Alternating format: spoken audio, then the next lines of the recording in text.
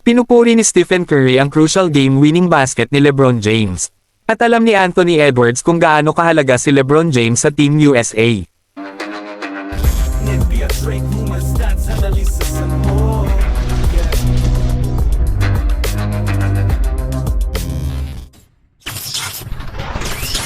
Matapos ang narrowly escape ni LeBron James at Team USA sa 101-100 victory laban sa South Sudan, mabilis na pinuri ni Stephen Curry ang clutch performance ni LeBron.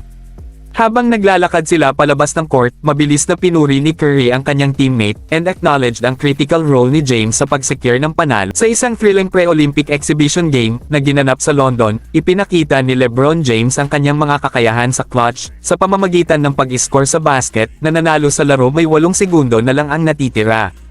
Ang Team USA, na na-trailed by as many as 16 points, ay nakamanage to rally back. Higit sa lahat ay salamat ni James' heroics. Tinapos niya ang laro na may 25 points, 6 na rebound, at 6 na assist, na muling pinatunayan kung bakit siya ay itinuturing na isa sa mga the greatest players of all time. Ang laro laban sa South Sudan ay isang matinding paalala ng mga challenges na naghihintay para sa Team USA habang naghahanda sila para sa Paris Olympics. Sa kabila ng pagiging heavy favorites, ang American team found themselves sa isang mahigpit na battle laban sa isang spirit na South Sudan squad. Ang South Sudan, na naglalaro sa kanilang unang Olympics, ay nagtulak sa Team USA sa bingit na humahantong sa isang significant portion of the game at halos naglabas ng isang napakalaking upset. Ang performance ni LeBron ay naging instrumental in turning the tide. Ang kanyang layup sa mga huling segundo ang nagbigay ng lead sa Team USA, at ang isang missed shot ng South Sudan sa mga huling sandali ay nagselyado ng tagumpay para sa mga Amerikano. Ang ability ni James na nag-deliver in clutch moments ay was not lost on his teammates, or Coach Steve Kerr, who emphasized the importance of such tests sa paghahanda para sa Olympics. Si Stephen Curry, na may malaking role din sa comeback, ay reflected on the game's intensity. Ang kanyang mga komento ay underscore ang pangangailangan ng Team USA na mapanatili ang kanilang defensive intensity at focus, lalo na kapag nahaharap sa mga determinadong kalaban. Nagdagdag si Anthony Davis ng 15 puntos na higit na nagambag sa team's hard-fought victory. Ang laro ay nagsilbing isang valuable lesson para sa Team USA na highlighting the level of competition na maaari nilang asahan sa Paris.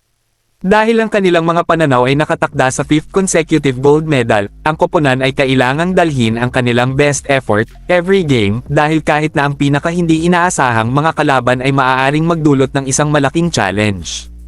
Ang clutch performance ni LeBron James laban sa South Sudan ay hindi lamang nagligtas sa Team USA mula sa isang nakakahiyang pagkatalo, kundi pinatibay din ang kanyang status bilang isang reliable closer. Ang papuri ni Stephen Curry at ang sama-samang effort ng koponan ay binibigyang diin ang katatagan at determinasyon na kinakailangan upang magtagumpay sa international stage.